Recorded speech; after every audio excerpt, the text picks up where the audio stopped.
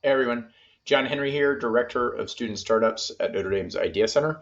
And this session is all going to be about a pitch deck template.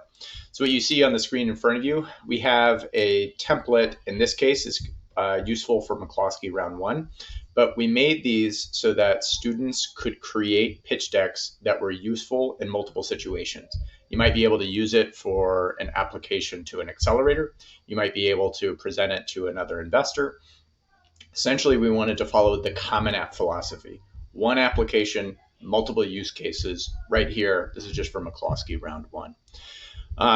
In our environment, you're also able to use the McCloskey round one for the pre-accelerator application and the Friday pitches. All right, so we've moved from the Word doc style submission to the pitch deck format because it's more useful in other cases. And then I also want to share one other premise before we jump in, is that this is a template, but don't forget that you're ultimately telling a story. Templates are just tools to tell a story better, but people can often fail in telling a good story if they become too slavish to the template. So one of the analogies that I heard that's always useful to keep in mind when you're telling a story is that you're trying to create a surfer on a surfboard riding a giant wave. That's what investors like to hear. So the surfer is the team. It's a highly capable team. It's someone you're excited about. A surfboard is the product or company that, again, people are really excited about what the surfboard is. And then that giant wave that's just about to crest is the customers in the market. So if you're able to ultimately convey a narrative that gets that point across, then you're probably well on your way to delivering a good pitch. So this template, though, it has an instruction guide right here. We're going to provide you with examples. We're going to give you light instructions. This is meant to be standalone, but I would recommend that any student entrepreneurs build it in conjunction with your startup coach and rehearse it over and over. One of the pieces of advice is that a colleague of mine gives is that when you're laying a lot of this out, just create a table on a piece of paper. For column one is going to say what each of the slides are, and the point of the slide, market size, is really trying to say how many customers you have, and then it's a big wave that's about to crest, that type of point. And then column two will be your headline. What's the point that you're trying to get across that ultimately says that type of thing? We've got a new AI technology that's hitting a really underserved market that's massive and just hungry for this type of thing. So if your headlines in column two don't flow together, then your story probably doesn't flow together.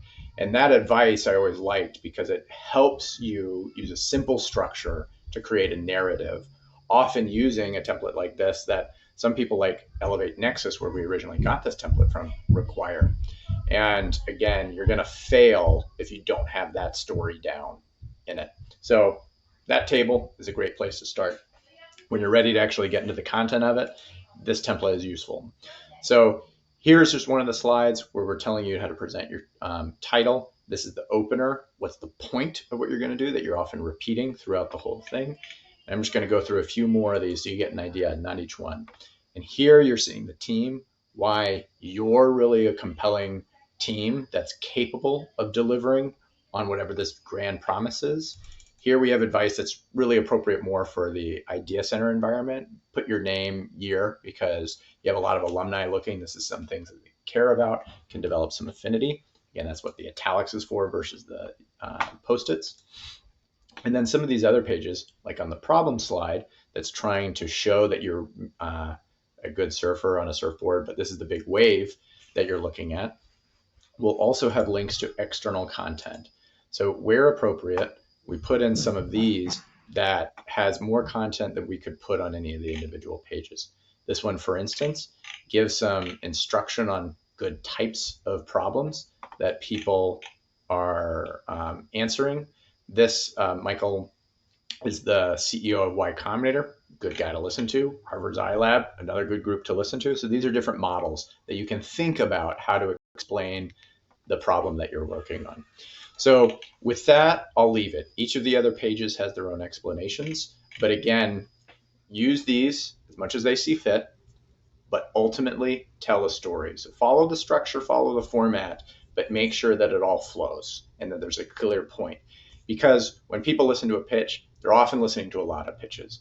And really, they're only going to remember about 1 to 2 things about your pitch. So make that a clear point, constantly deliver through each of the slides, and good luck.